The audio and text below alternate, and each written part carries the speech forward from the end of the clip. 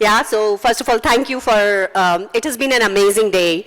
I've heard the conversations and it feels really great to be here.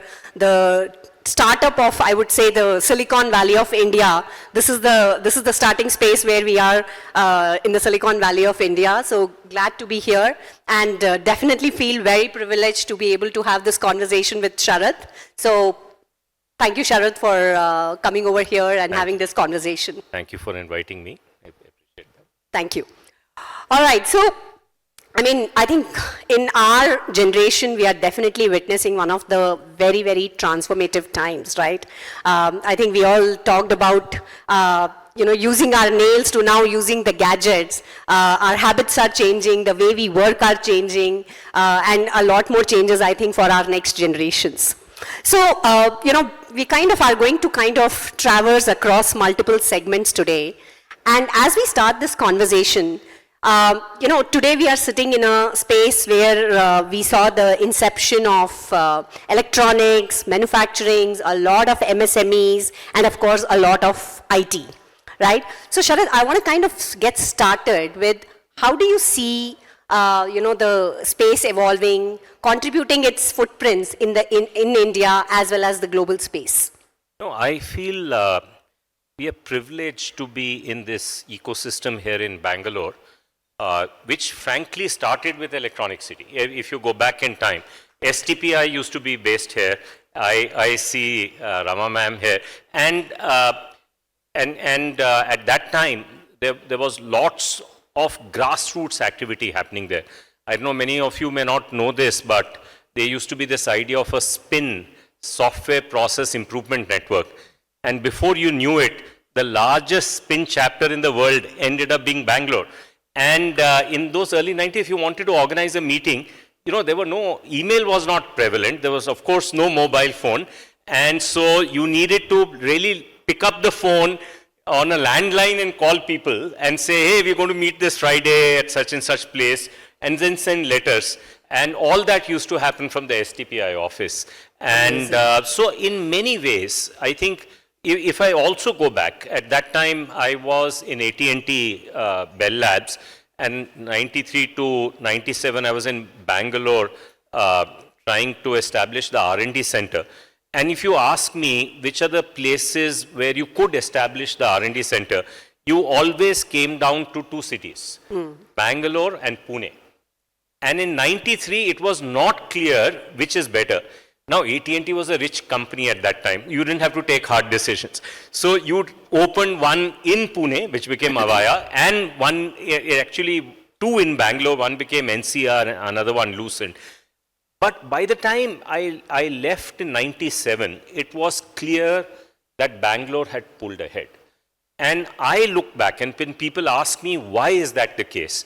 And I think it is because this community started coming up. Not only SPIN, but there were many such organizations which brought people together. There was sharing of knowledge. There was provoking each other to do more. And frankly, I think the modern version of the IT industry evolved in Electronic City. TCS had been around for a long time. But the real change that happened was when a group of people, the 80-year-old Premji now, and across the road, Narayan Murthy, got the religion. And Premji got this because of Dr. Sridhar Mitta, the 88 MG Road. He was an amazing guy. He realized that what Motorola had done with CMM level 5 was applicable to the IT services industry. And instead of keeping that knowledge for growing Wipro, he went to Narayan Murthy. He said, we should get this to happen at the industry level. But the only way you could have this happen at the industry level if you got FC Kohli on board, who was a difficult man to get on board. And I'm told that they went on an off-site, with families, and then, the opportunity emerged, and the industry adopted this idea. And therefore, the industry that we see today is a result of a very simple idea that we can be low cost and high quality. And that idea, had it not taken shape, starting Electronic City and traveled to rest of India, we won't have the industry that we have today. So So there is a role that this place has played. It's hallowed ground, and lots of good ideas have emerged from here. Yeah, absolutely. So, kind of, just following up on that, while, of course, the IT part of it, which you just spoke about, has a lot to contribute, but there is a lot of presence of, electronics, manufacturing, and these things. So, what is your bet on innovation, in the past, and how do you see this in the future, emanating from here? India, I think, is at a moment like 91, 92. It needs a pivot of the scale that we saw happen at that time. And what is that pivot? And I think it is best illustrated by what is the story about formation of G20. In 2008, there was a big crisis, and many people thought that we should have a new, geopolitical organization called G20. And there's a wonderful story told by Larry Summers in his book. He says he was one of the people who were trying to figure out who will be in G20. He says, I'm down to one slot and two countries, and I'm wondering which one to keep there. So which are the two countries? Spain and France. So he said, I ask myself a question. What does the world need from Spain? What does it take from Spain?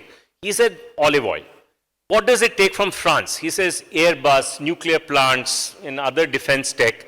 He says, I chose France over Spain. And they are comparable economies. Now the question is, geopolitical power in the world is not going to be dependent on being the back office of the world. Geopolitical power is going to be dependent on what do you supply in a distinctive way to the rest of the world that they desperately need. And that means that we must move from a back office mindset to actually a product mindset. And so therefore the era of now becoming a product nation is upon us. It was a nice to have thing to do, 10 years back, but now it is essential to do. It is essential for our national security. It is essential for wealth creation in the future. I love to ask a question to everybody. Can I do that? All right. So if I run an airline, what are my choices? I can buy from Boeing, Airbus, or Embraer. Now, if I take all the airlines in the world and take their profits and say they make $100 profit, what do you think, other than Boeing's troubles in the recent years, but if you go back in time for the last 30 years, what has been the profits of Boeing and Airbus? Are they more than $100 or are they less than $100? How many of you think they are more than $100? I see only a few hands going up. They are more than $100. So what all airlines in the world make has been made by Boeing and Airbus. Now let me take this further. How many of you have an Airtel connection here? Jio. Great mobile operators, Indian operators, respected all over the world.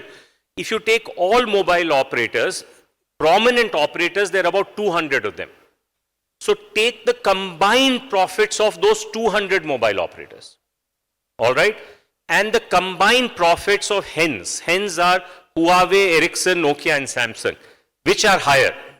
By now you know how to answer this trick question. Right? So the question is, we cannot be a viable country in the future if we are not going to create a hens-like company, a Airbus and Boeing-like company. If you are only going to be on the services side, it is a non-starter. I'll ask you a third question. In the last 25 years, who has had higher per capita economic growth, Thailand or China? How many of you think it is Thailand? And that is the right answer. Thailand's per capita income is about the same as China. They're comparable. The difference is that Thailand and China both are hitting something called the middle income trap. Middle income trap is that by the time you get to about $10,000 per capita, being the back office of the world stops working. It doesn't work anymore. Because today, how many of you have been to Thailand for a holiday? And how many of you are planning to go to Vietnam for a holiday? You know why? Because Thailand is $18,000 per capita, Vietnam is $11,000 per capita. You will get the same experience at $11,000 per capita, even for tourism. And so therefore you are happy going there. And if you have to do auto parts outsourcing, why would you go to Thailand when you can get the same result from Vietnam? So this is called the middle income trap. So the way to deal with the middle income trap, this is an old concept created by an Indian economist called Indrameet Singh Gill 26, 27 years ago.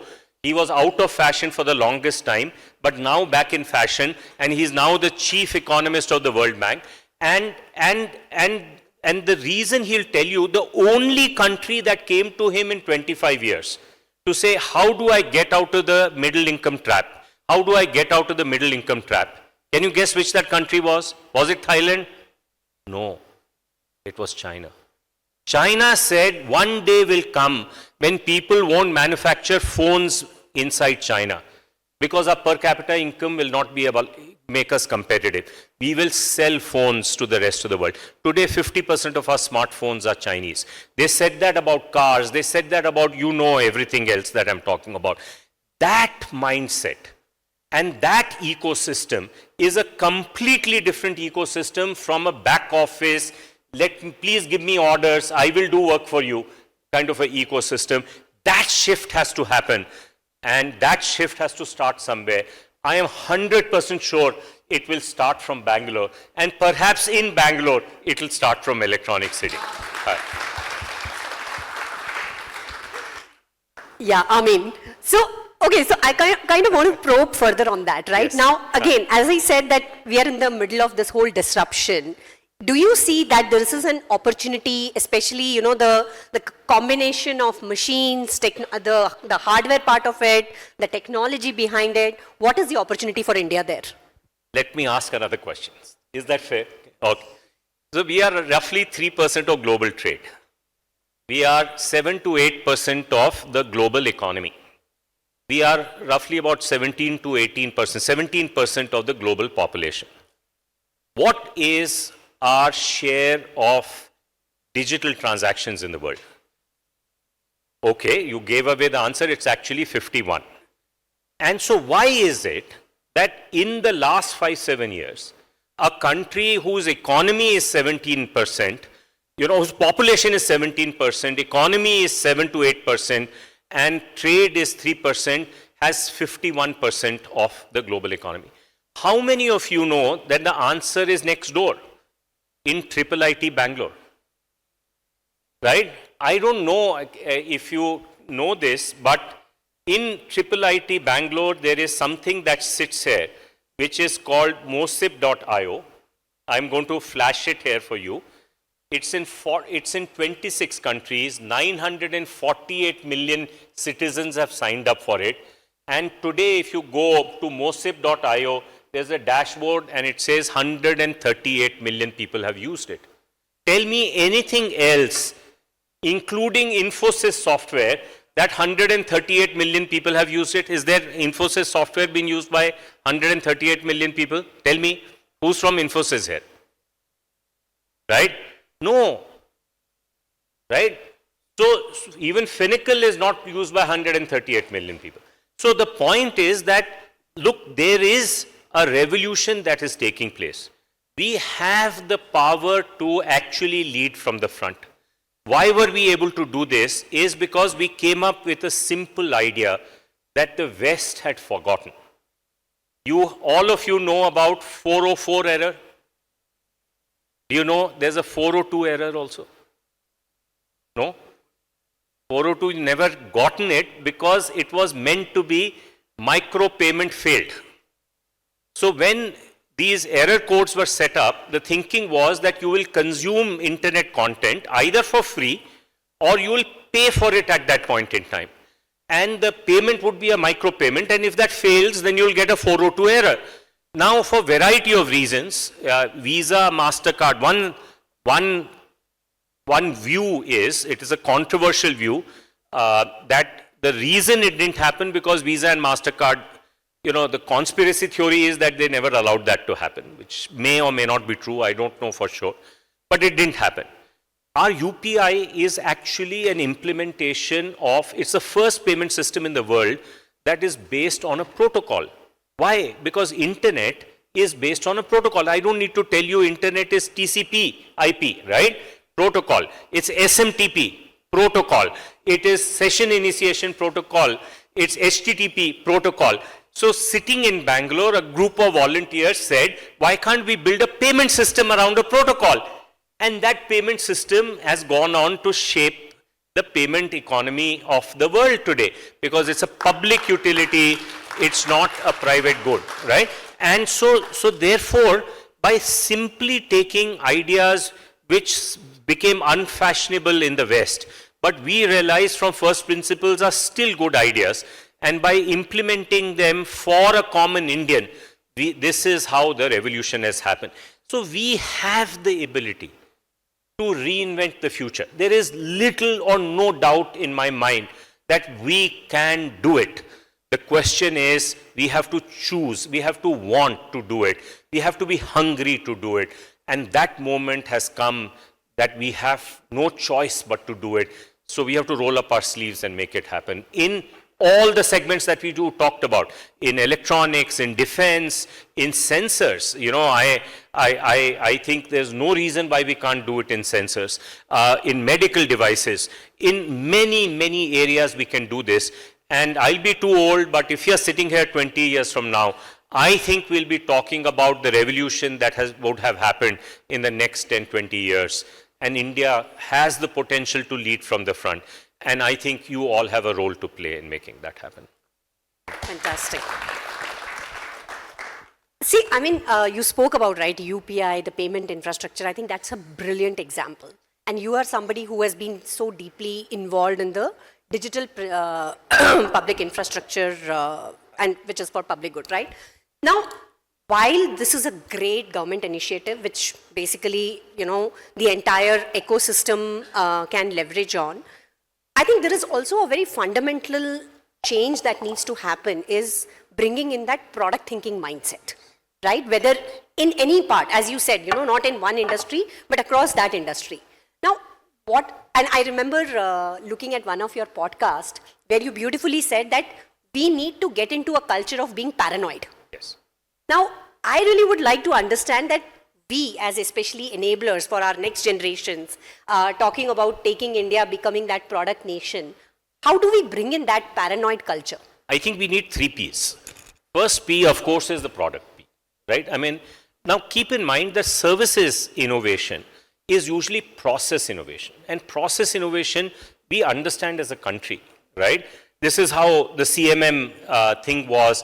There will be people here in Electronic City who are 5 Sigma in, black belts in this. So we understand process innovation, and that is important, and we shouldn't kind of disregard it because it will serve us well in the future. But product innovation is a different animal altogether. And who am I to say this? You say this much more beautifully than I do. And you know that. And it needs a different mindset. It requires to unlearn many of the things that are important in process innovation. Because without that unlearning, you cannot embrace product innovation. And so this is the first P.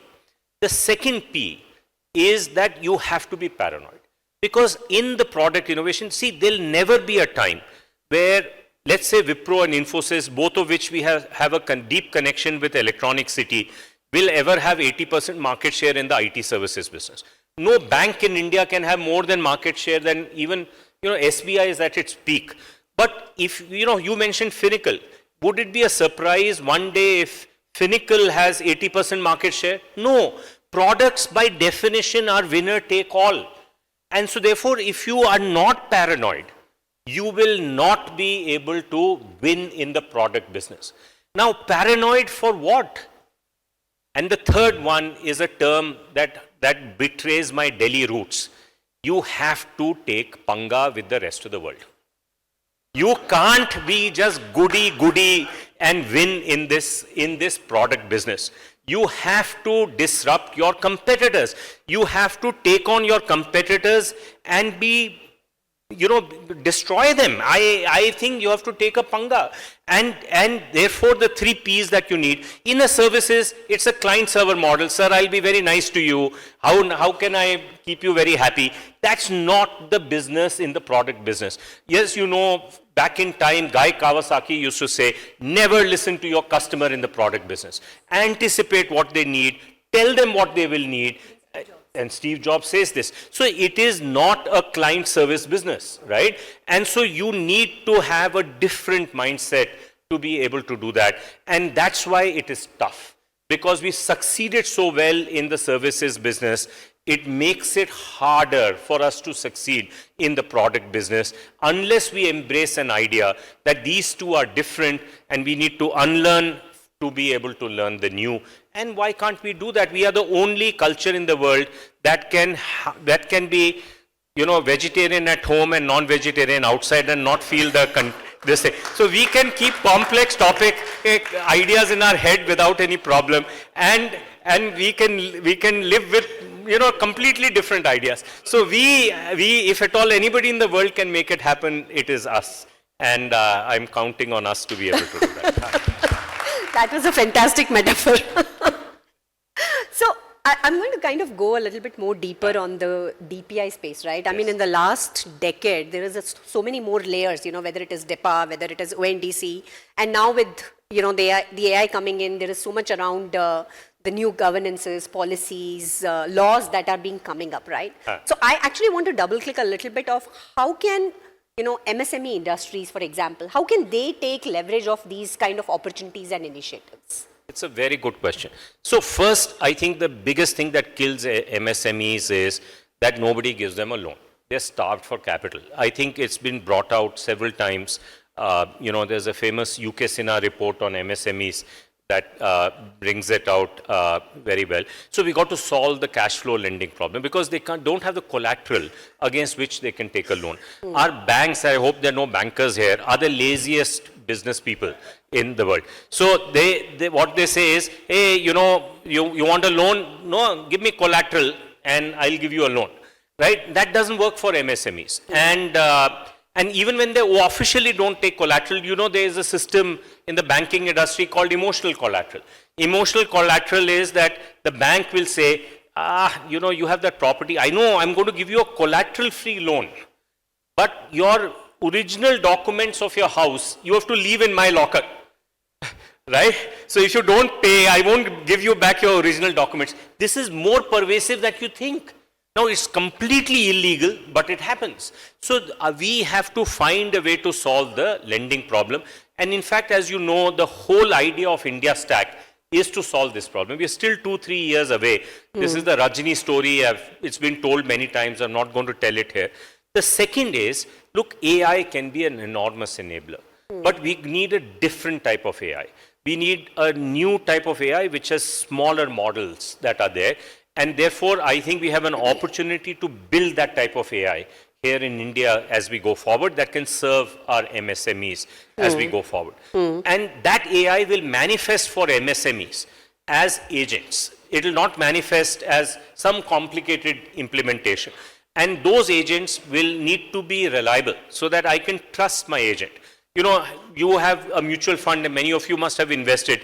You have two modalities here. You can either get a broker, a distributor's agent, or you can get a registered investment advisor. Either way, you are paying for both of them.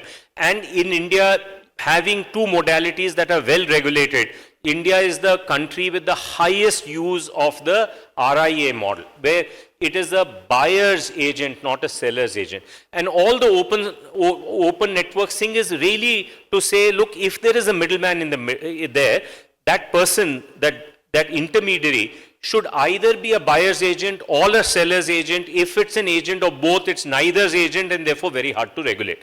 So if we'll have AI agents, we need to apply the same principle.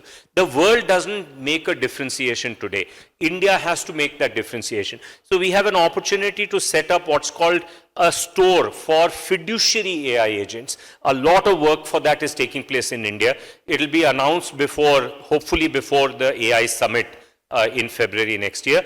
And so that can be really beneficial to MSMEs because they can now rely on an agent that they know is working for them and is not secretly working for somebody else. And that's also important in healthcare. If you give an agent to an ASHA worker, is it working for a pharma company or truly for the ASHA worker?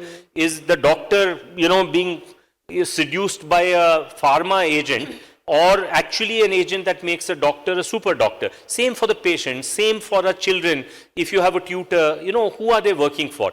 So this is an opportunity for us to create this for the rest of the world, and hopefully we'll be able to do that. So there are many opportunities. We got to focus on this and bring our MSMEs up, because if we don't bring our MSMEs up, job creation will not happen. Job creation is not going to be in the big companies. It will be in the smaller companies as we go forward. So that has to be one of the most important things that we focus on as we go forward. Fantastic. In fact, at least the trend that I have been seeing is that we see more and more one-person companies or smaller companies which are now becoming the unicorns or this thing, right? But talking about this whole agent part which you're saying, right? I think right now the bigger question that we have is where is India in this overall AI race, right? I mean, there are bigger economies who have taken a different stance. So as I'm hearing you, are we saying that this agent space is something where India has a hope? No. India has a more ambitious play. Okay. But I'll share it with you. I know this is being recorded, so nothing is secret. But before that, I have to tell you a story. Okay. Right? Essentially, India Stack or DPI is coming together of three things. Sometimes we call it coming together of Bangalore, Bombay and Delhi. Okay. Why? Because in Bombay were the banks, right? I mean, financial inclusion happened in the hands of the banks, or there is the market, or the industry is there. And Delhi is policy making. And the public tech that was built was built in Bangalore. Most of it was built in Bangalore. And so the India Stack or DPI story is a whole of nation approach. Whole of nation approach that brings public tech, market and policy making together. This led to a fascinating conversation about 3 years ago. And what had happened is that we had a telecom secretary. His name is Mr. Rajaraman. He is now the IFSCA chairman, very well regarded.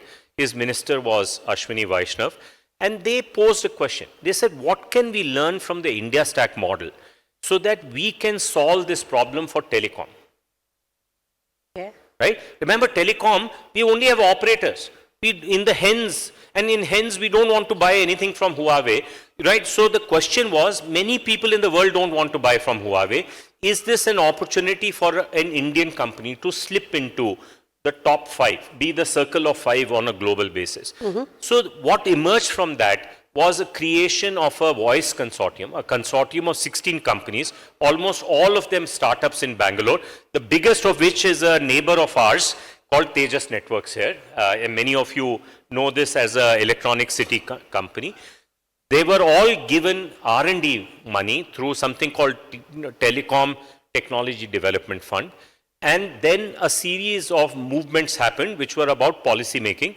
And essentially BSNL decided to buy only Indian equipment for 5G.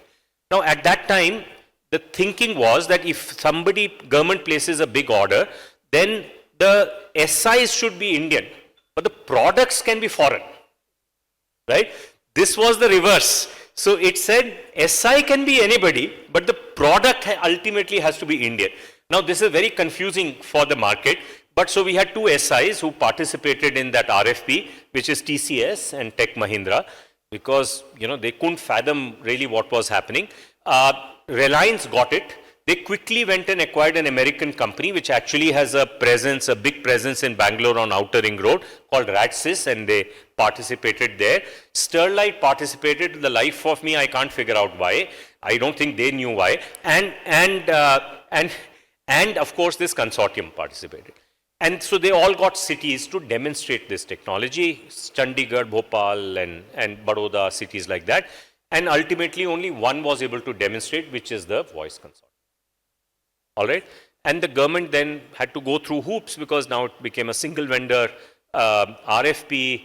Reliance fought hard to make it postpone it because they thought if it gets postponed, they'll get a better chance of making it.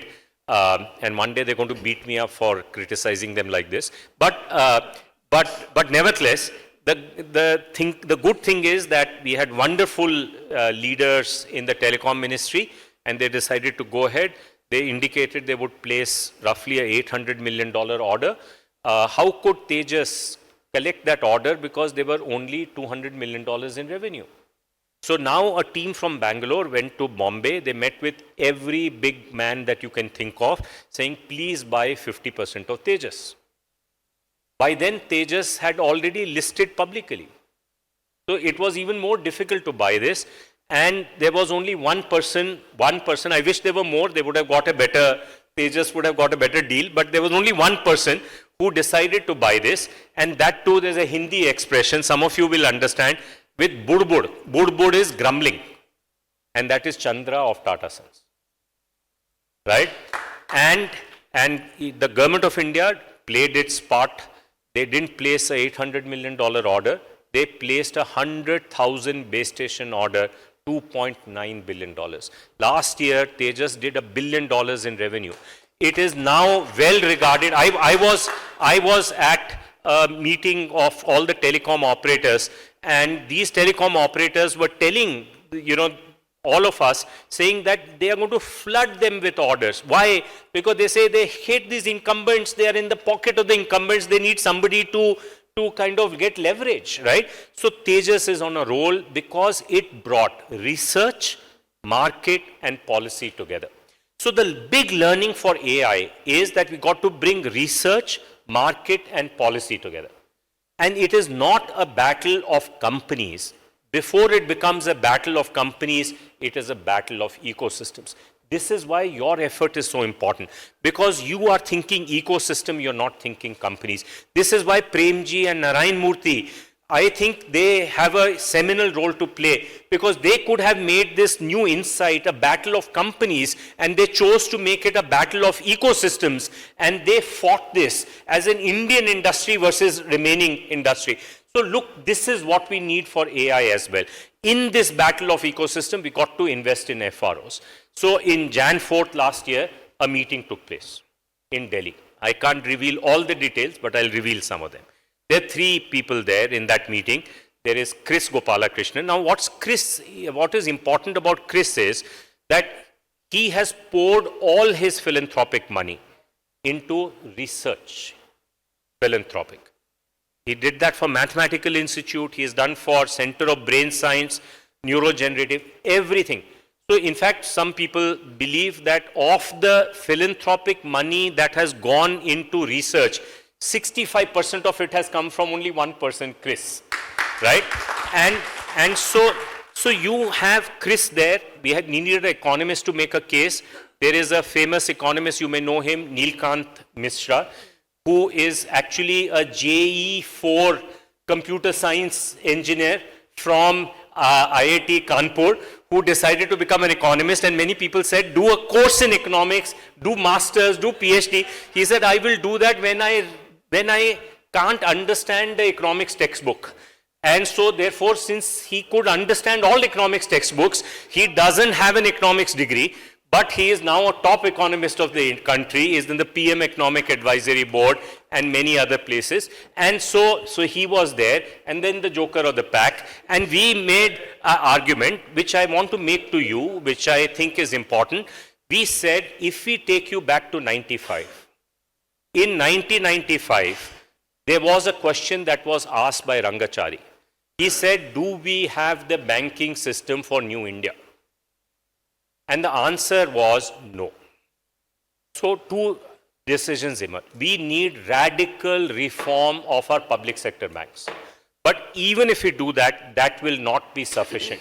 We also need to create private sector banks. And now 30 years later, HDFC and SBI both have $10 billion of profit last year.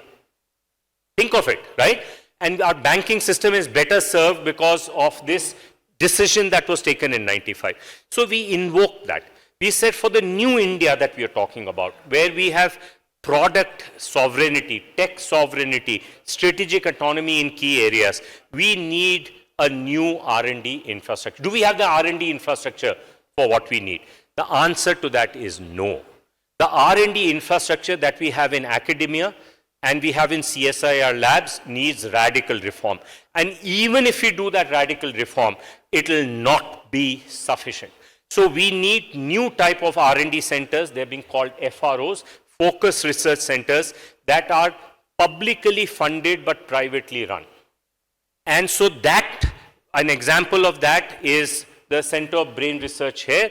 Almost all of them have a hand of Chris. So Chris said, look, we don't have enough philanthropic money. We want the government to experiment with investing in these FROs so that we get the template right, because we'll need 30 to 50 of them in the future. And they will cost 1 lakh crores. So we have come to, however, say, please experiment with 10,000 crores. And the powers that be at the senior most level said 10,000 crores is too little. Let me see if I can arrange 25,000 crores for you. And on 1st of February, when the vote of accounts happened, it had all 1 lakh crore in it. When after the election, the budget happened, it had all 1 lakh crore in it. On March 5th this year, the Prime Minister chaired the meeting when it was announced to the public for feedback, and 3 Tuesdays ago, it was approved by the Cabinet. The first 2 FROs are already up and running, and it will be no surprise to you, both are in AI. And the first of them, first one of India in the new model is in Bangalore, and it is at the intersection of AI and cybersecurity. All these are meant to be headed by the world's best people. In fact, for both, you have people who are returned. The first one is being headed by Dr. Kapil Vaswani. He just happened to be one of the top researchers in Microsoft research in Cambridge, packed up his bags, is in Bangalore now. And the second one is by Professor Amit Seth. He is one of the 4 horsemen in a new type of AI called neuro-symbolic computing, and he is packing up his bags and moving. That one is coming up in Gandhinagar. So we'll need to create a whole new R&D infrastructure. But on the back of that R&D, what holds us back to do R&D? It is our mindset. It is our mindset.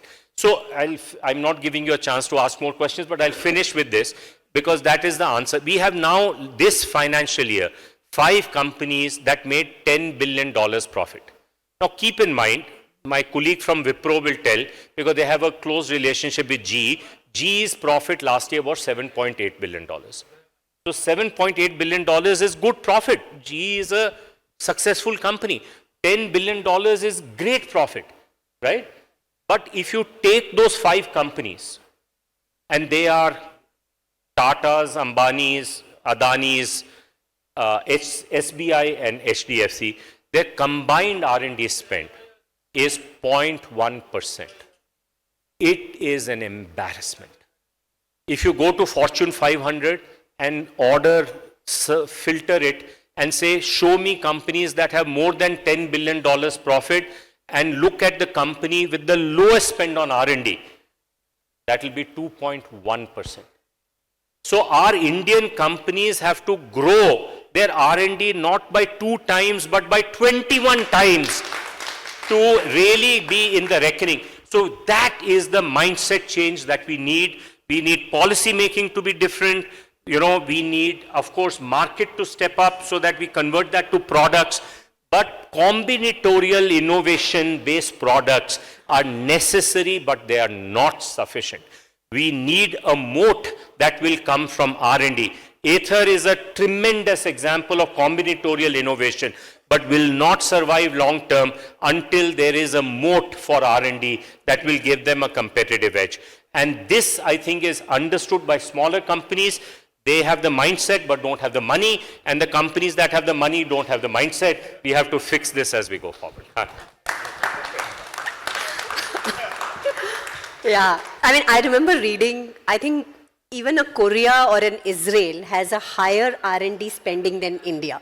India is down in the dumps, but it'll change. It'll change. So I think we have the longest history of a knowledge economy. It is not as if in the past we didn't know the value of R&D. We knew the value of R&D, we knew the value of knowledge, we gave it to the rest of the world, and I think we have to invoke that again. And there was an interruption for some 100 years, few hundred years. We have to overcome that.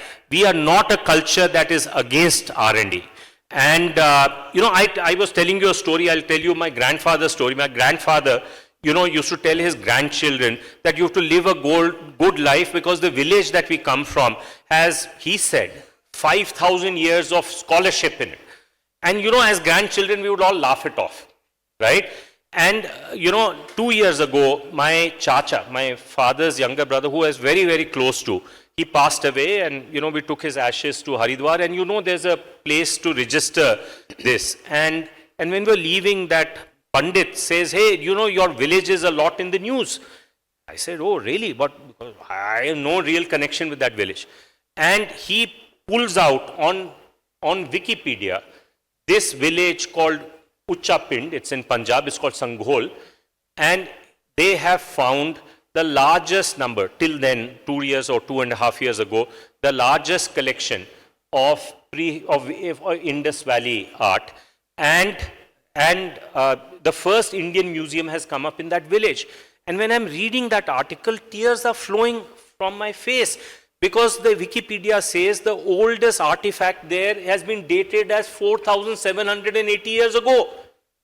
And I am now crying, because all I can remember is my grandfather talking about this 5,000 years of scholarship.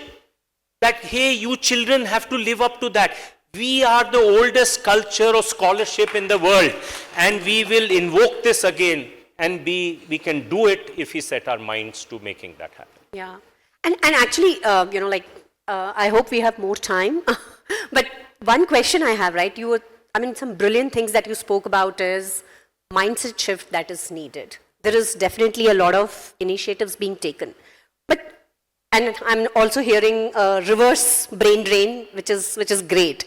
But how do we trickle this down to the academia?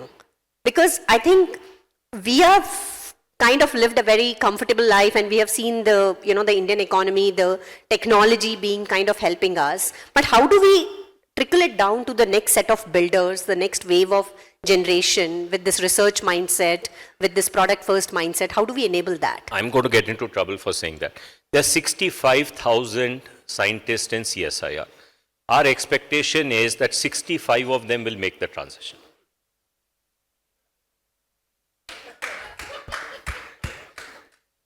It'll be only a few. I think the real bet, and I hope there are more, but it's very hard. Because, look, how many of you are professors here, other than her? Professors are the most selfish people on this. I'm professor of practice. Okay. It's my paper, my student, my this, my that. They're not geared for change. They live in an environment, whether they change or not, what difference is going to go? It's a tenureship is guaranteed. So they're not going to change. If at all we will see this change, that's why FROs, because our old research institutions will not change. We want them to change. We need radical reform there, but very few will make it. So therefore, we have to make a bet on the new. And this is also true for academia. So we have a good clutch of universities coming up in and around Bangalore. They're coming up in Maharashtra. They're coming up in and around Sonipat. I have more faith in those places. You yourself are working in a new university, which is not, where the legacy effects are very muted. And there's good leadership, and therefore it's already pulled ahead. I'm talking about IIM Udaipur. Despite being new, it's already setting new benchmarks because it doesn't have legacy. So I think we must not be shy for renewal. This kind of a creative destruction idea, which comes from Schumpeter, if you go back and look at it, the Schumpeter's idea actually comes from a trinity. And if you don't believe me, you have to only go to CERN and you will see the Nataraj statue with the description that the creative destruction of the universe is an Indian idea that is there. And then Schumpeter brought it to economics. We have to embrace this. There's nothing wrong. We shouldn't be shy of doing it. So it will happen, but in new places, not necessarily in old places. I'm sorry to say that. I'm going to make a few enemies by saying that, but nevertheless, that is the truth, at least for me.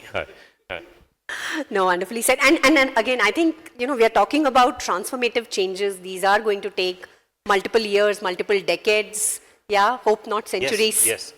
No, I feel, look, we made the IT service, we took an idea to implementation in 10, 15 years. There's little or no doubt. India Stack is a 10, 15-year journey. We, I think, have the wherewithal to do things in 10, 15. Will it be 2 years or 5 years? No, I don't think so. But 10, 15 years is a reasonable amount to focus on. And I think, there's something in Bangalore water which allows for a collaborative approach. There's much more of an abundance mindset. And I think we owe this to many, many people. In fact, of course, this is true for Premji and Narayan Murthy. They created that. But they also benefited from ISC being here, the Jamshedji Tata, the fact that we had a lot of public sector R&D units here. And I think, we must appreciate the local culture, which is so accepting of new ideas. It's not a surprise that the cultural leader, the largest number of Gyanpith awards are Kannadigas. So I think there is something in this land, right, that is special. And I think, therefore, this is where the new India will emerge. And this will be the effective capital of the new India that we are talking about. Absolutely. Fantastic. And I think that is also the reason folks like you and me who are raised in Delhi, sure, we came all here now for here more than 2-3 decades. So probably, we have the leadership of ELCIA here. A lot of things that we spoke about, how do you think they can play a role? How can they enable, for example, the AI for Bharat? Look, I think first, there are many applications of AI, right? I'm particularly excited about medical devices and sensors. You and I are I carry a Pixel phone, which has a very ordinary hardware. But when ordinary hardware with AI gives good results, and this is going to happen to sensors. This is going to happen to medical devices. This is a disruption that ought to be led from Bangalore. But it has to be led in a way that brings those three things together. We invest in research. There's an appetite to invest in research. We have market players here, and we get policy making. I think Bangalore can certainly shape policy making in Delhi and can unlock money of Bangalore. But it has to lead from thinking about the next generation. Why Tejas or that Voice Consortium won is because when 3G was dominant, they were focusing on 5G. If 5G is dominant and say we're going to become big in 5G, it ain't going to happen. You can become big in 6G or 7G. You can't become big in what already exists. So you have to focus on the N+1 generation. The N+1 generation for sensors can happen from here. For medical devices can happen from here. And I know, ELCIA is already focusing on sensors. This is an opportunity to showcase. Because in India, what happens is, if you can demonstrate something, India, we are an old culture. We don't get carried away by just talking. We want to see things in action.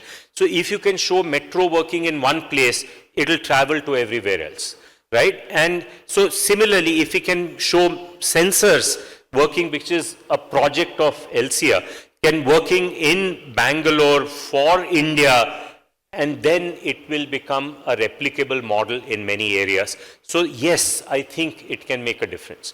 It must focus, it must adopt the new way of ecosystem building. It must, we talked about all of this, and I think we have passionate people, we have a history which is very favorable. It can actually be brought to life as we go forward. Fantastic, absolutely. I probably have one follow-up question on that, Sharad, that I was looking at the Inc. 42 report, which was published a few days back, And if you look at the new AI stack is completely different from what we have as part of the traditional software stack, right? If you look at it, the maximum number of startups in India which are starting in the AI space is in the application layer, right? Yeah. And there is a lot of opportunity for us in the infra layer and other places. Is that, do you have a point of view on that? Yeah, of course. Clearly, look, there are many components that go into AI.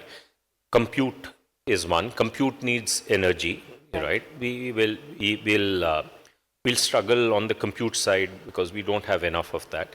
But it also needs data. And we have a lot of data. So we have to focus on areas where we can unlock data. So let me see if I can very quickly explain this. So the data comes in three types. And in data sharing comes in three types. One is I have literally the ability to have public data. And I can therefore make it available to people who want it. I may be wanting to charge for it, but other than that, there are no restrictions.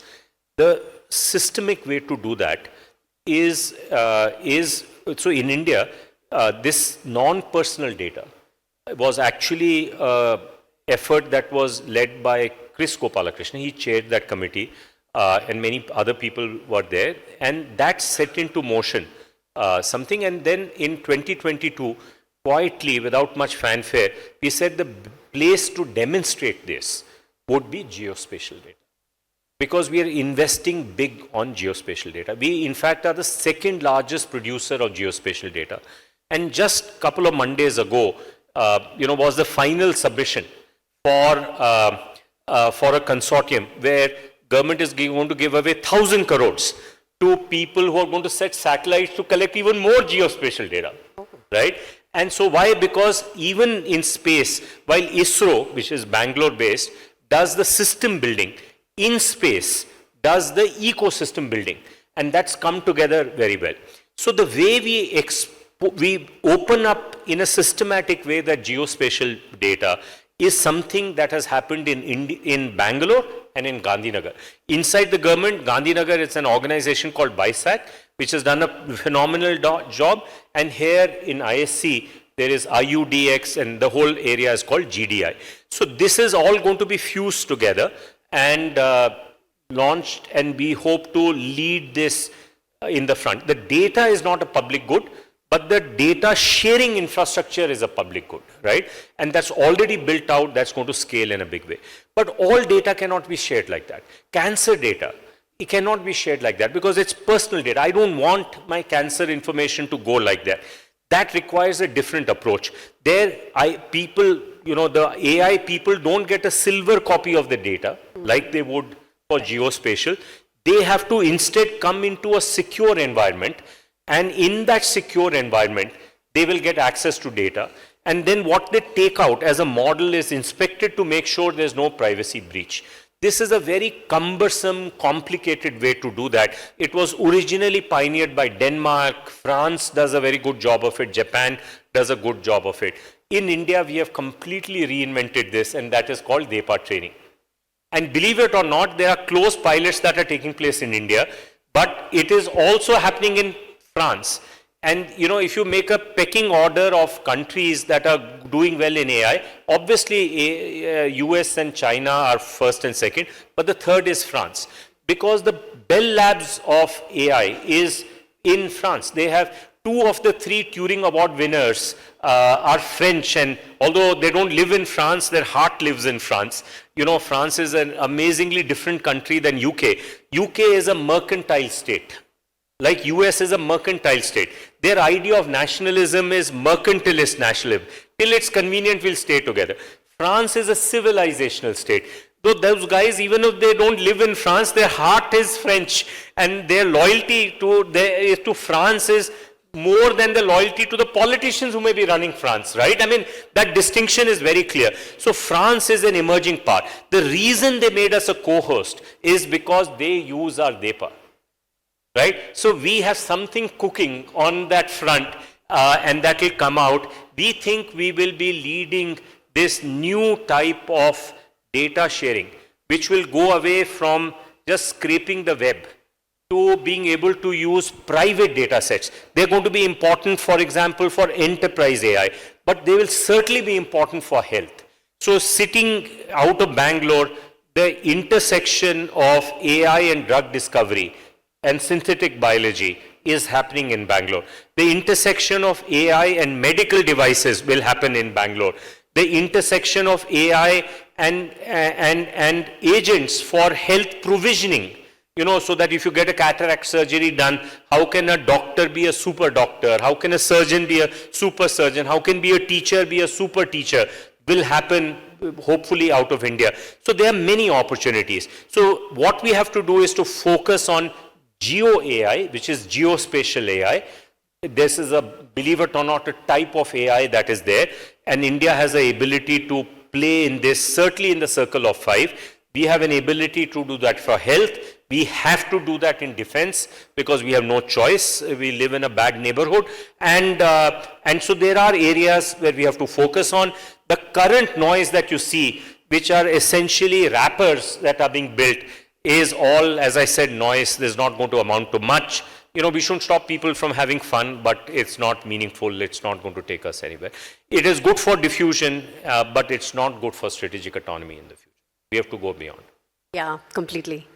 Wow, last hour has been literally like a masterclass for me personally. I think we can, thank you Sharad, I think, just understanding the capabilities, the initiatives, the mindset change, I think there is a lot of work to be done. There is a lot of work which is already happening. And thank you for giving us a glimpse of, what are the conversations happening, what are the changes happening. I think we can now open up for questions. Yes. Oops, okay.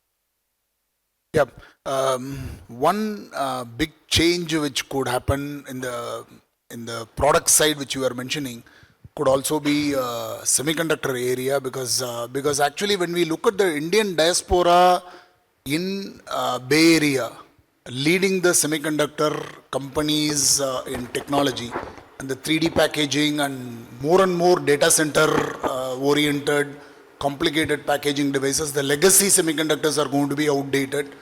There is, again, my only worry is that the companies which are investing now billions of dollars in wafer, are they going through the legacy approach or are they reinventing themselves to new generation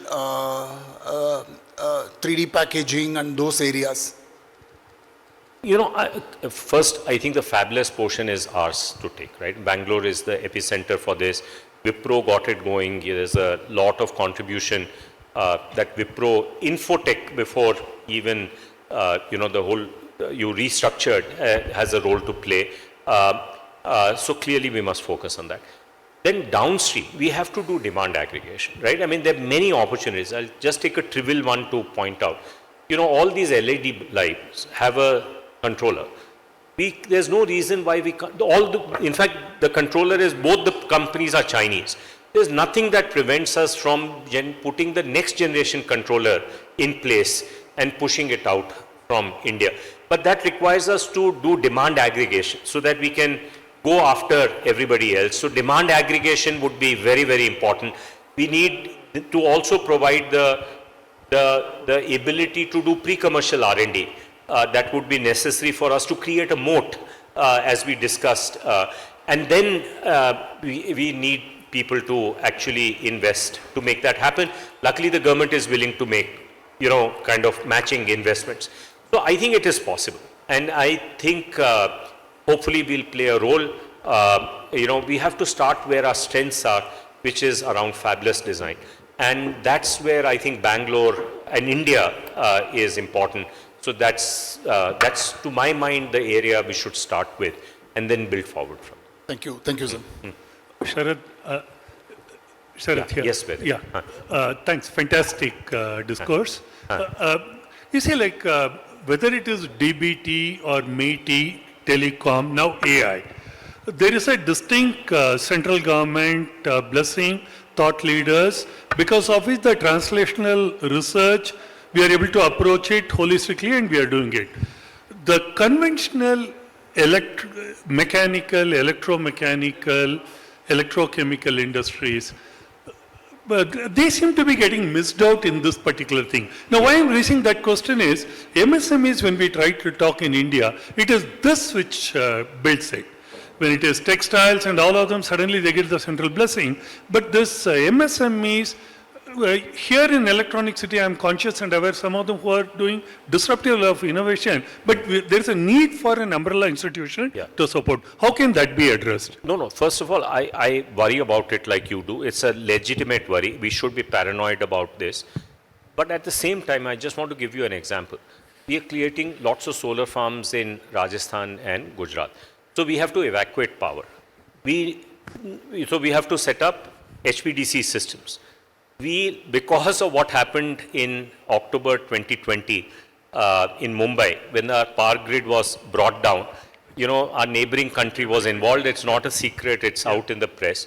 We don't want to build an HVDC system which has essentially Chinese power electronics in it. We are not the only one. Many other parts of the world don't want that. So therefore, now the US and Europe, I used to work for Lucent. US doesn't have any telecom equipment expertise left because they let it all slip away. They let it all happen with power electronics as well. So there's an opportunity for India to step up. Now the way to step up is not only for Wipro to do it, and we need motherships like Wipro to happen. Like Tejas needed Tatas to come to life, but we also needed a consortium of 16 companies to come in. And the magic of those 16 companies were they all made different things so that put together they could demonstrate a working 5G system without having to go to HENS to say, I will use your X component to demonstrate that this works. Because if you go to them to demonstrate it works, they'll slow you down. That's not in their interest. They'll pretend to help you, but they'll help you in a way that is not going to allow you to be a major competitor to them. So being able to create this bands of companies. When you took me to the traffic station, you said something which is very important. You said amongst the companies in ELCIA, we had somebody who did the metal fabrication. Yeah, with you brought a federation of companies together to build the whole thing.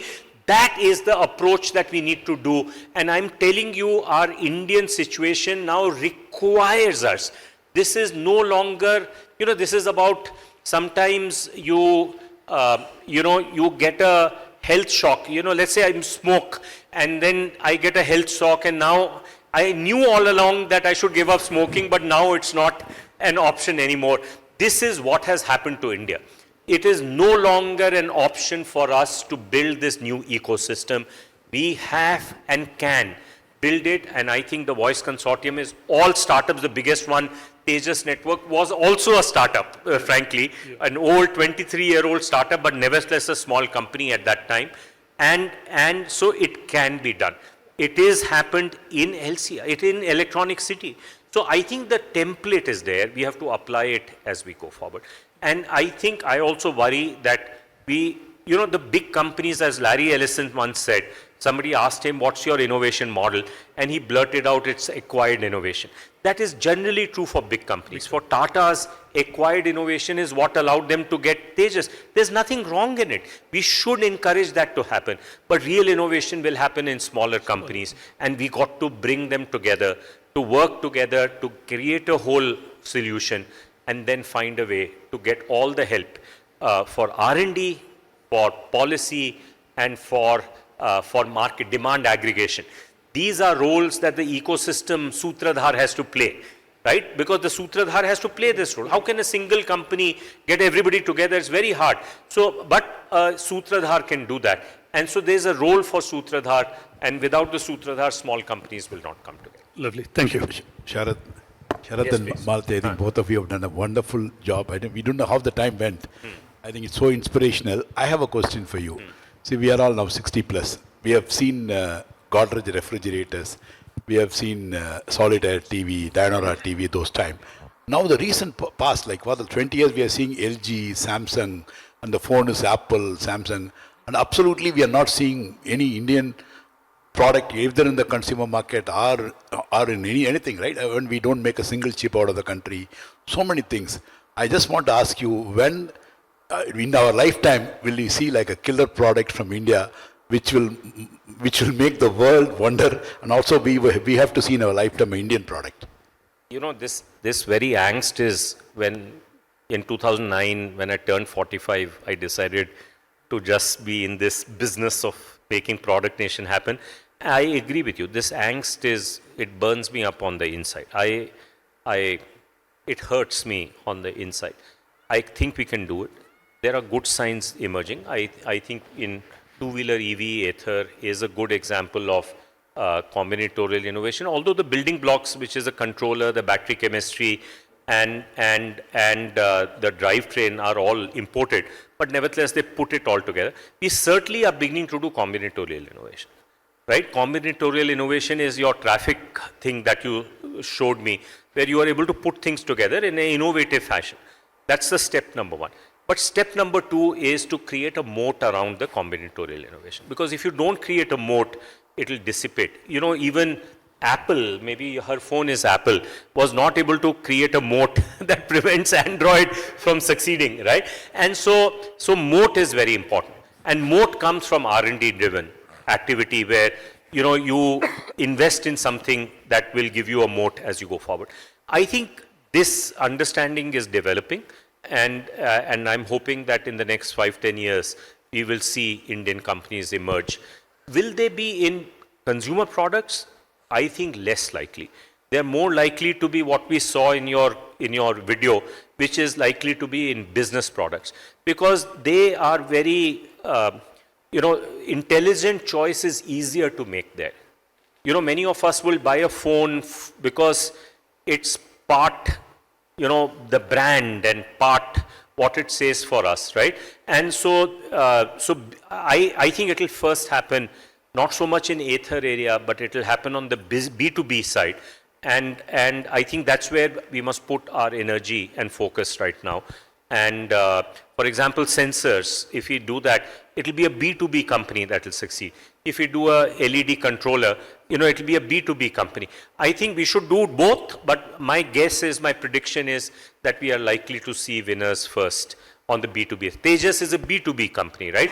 It's much easier to do it there than it is to do it on the consumer. Consumer will follow a little later.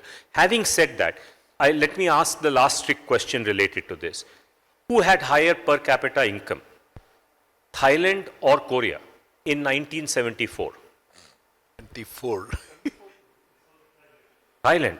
And today Korea is 5.6 times that of Thailand. And it's not as if Thailand hasn't done well. I told you Thailand has grown faster than China in per capita income. But Korea is a breakout country. It grew many times faster than China. Because in 1974, when the 20 years of the Korean War had ended, they said, we are not going anywhere, we must do something different. They adopted the idea of becoming a product nation. And nothing happened for the 10-15 years. But today, you yourself pointed out, can you name a single Thai product brand? No. But you can name so many Korean brands. So this is the long journey, long innings that we are playing. I think we are making progress. It is slow, but I think we have to stay the course. We have no option, and we have to all come together to make it happen. Unlearn so that we can learn. That's my last thought. Thank you very much. I have only one question yes, now related to that. Yes. You said about Korea. So this is because of government or because of industry? All three, everywhere, even in the US. See, I think one of the mythologies we believed that came from the US. US is an example of a whole of nation approach. You can see this, for example, space transportation, they said they want to privatize. It is as much government involvement as private sector involvement. There is, of course, R&D that has gone in. It's all the three comes, and this was pioneered by a famous memo which is worth reading called Science, the Endless Frontier, which came in July of 1945 after World War II. So I'm not going to go into the details of that. The US has always practiced it. But for the rest of the world, they said, hey, don't worry about this. Let it be an emergent phenomena instead of being a guided phenomena. They followed the guided phenomena, but they preached the emergent phenomena. We drank their Kool-Aid, unfortunately, but so did Europe. The reason Europe has nothing to show for the last 20-30 years is because they also drank that same formula. Now they are also waking up. If you see the Draghi report, they are talking about the same crisis that we are talking about here. So look, it is got to be a whole of nation approach. Whole of nation approach means there has to be trust between Delhi, Bangalore and Bombay for it to come together. And I think that India Stack has helped us build that trust. We have to build it. Luckily, there is nobody in India who thinks Bangalore people are not trustworthy. Even the semi-Bangalore people, outsiders like me, get the benefit of saying I am from Bangalore, so they trust me more. Do you think they would trust me if I told them I'm coming from Delhi or Mumbai? No. So look, so there's something magical that is happening here. We can create this trust around the stuff that we need to do, because no matter which country does it, whether it's Korea or Israel or Taiwan or China, you need trust amongst these researchers, market players and policy makers for this to happen, and only then will it happen. It cannot happen all by itself, right? Super answer, sir. Thank you. Hello. Digitization across the nation has been done with your UPI and all that. Yeah. But what I observe is MSMEs are really suffering with lack of digitization. They may do it in parts, maybe procurement here and there and things like that. It might be worth for national level this kind of digitization, whatever you did for UPI, to be done for MSMEs. I could not agree with you more. And I think this has come up even again. Our next few years, if we are going to rely only on big companies, and we will not succeed in this mission that we are on, we have to unlock our smaller companies to make this happen. And for those smaller companies, we got to find, because these are the people who will embrace the mindset but won't have the money. Correct. So we have to find a way to get them the money. And whether it's equity or debt, and there are many other things that we have to do. But I could not agree with you. It's a long discussion on what should we do for MSMEs. I am 100% in agreement that that has to be the focus if we have to be successful. Okay, one last question from Mr. Hegde. Yes. See, this is on the MSME space. I come from that space. You said credit was one of the biggest problems in MSME space.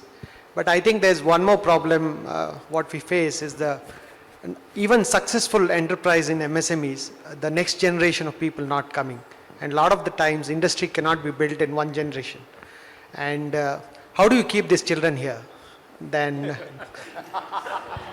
No, see, one point that I want to make, okay, let's, two quick points that I want to make. First is, to empower the MSMEs, we got to fix our R&D infrastructure. See, how MSMEs succeed world over, and Germany is a very good example of that, Japan is a very good example of that. They are the first movers in taking pre-commercial technology and commercializing it. Because they can see, they have a connection with the market.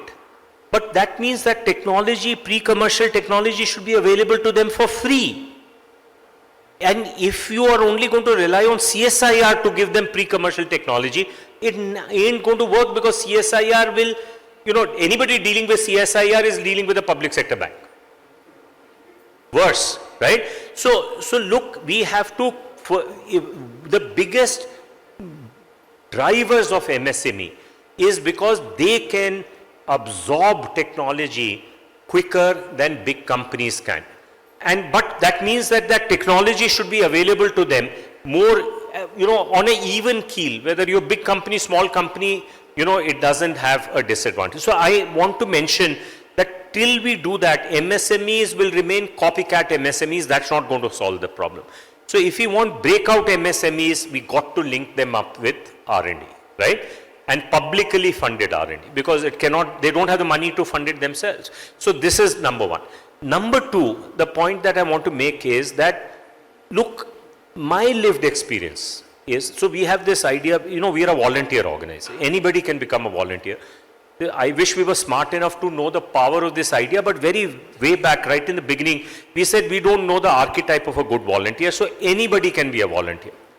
And then we started, today, more than 30% of our volunteers are under 30 years of age. Right?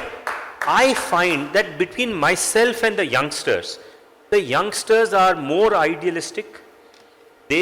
Not all of them. There are obviously always, even in my generation, your generation, you could divide them into, lean back, enjoy, or lean forward and seek adventure, right? I think we have enough people in the lean forward, seek adventure. And I don't think we'll be short of people. I don't think we'll be short of people. I think our young generation is healthier than our generation was. They have an abundance mindset. Many of them are self-learners. And in our system, to be a self-learner, to be able to be a person who can hold their own in our volunteer model is hard. You are dealing with Sanjay Jain, Pramod Verma, Sunnu engineer, Kapil Vaswani. Kapil Vaswani, there are two Vaswanis who are famous in AI. Ashish Vaswani, who wrote the famous attention paper, and then there is Kapil Vaswani. These people hold their own. We have a young volunteer who just finished his engineering. He is 22 years old. He is holding his own because they learn on their own. They have this belief in this power of India. They believe in India more than we believed in India. There is no doubt about that in my mind. We were the middle generation. People older than us didn't have faith in India. They became the $8 Indians. They went to the West. Then people like us went there and then came back. But these people are not even willing to go. You can see that in the IIT hiring. Majority of them have an option of going abroad and they choose not to go. I am not worried about the people. What will attract these people is a sense of mission. The magnet is not money. The magnet is a challenge. And I think those MSMEs, those companies, big or small, that can articulate that challenge will attract them. That is what brings them together. So don't worry about the people. We have higher native intelligence than almost any other country. We understand an ambiguous VUCA mindset is natural to us. We have a history of scholarship. We just need to have self-belief in our future. If we have self-belief in our future, everything else can follow from there. Thank you. Check. Thank you, Sharad sir. Final thoughts, Malthi ma'am? Yeah, no, I think we can, I'm sure there are more questions which we can take over the, networking dinner. But thank you, first of all, the team, ELCIA team for this opportunity. And thank you, Sharad, for such amazing thoughts. Very, very, I would say, I'm definitely enlightened. So yeah, I think I don't need anything to summarize. So thank you again, and thank you.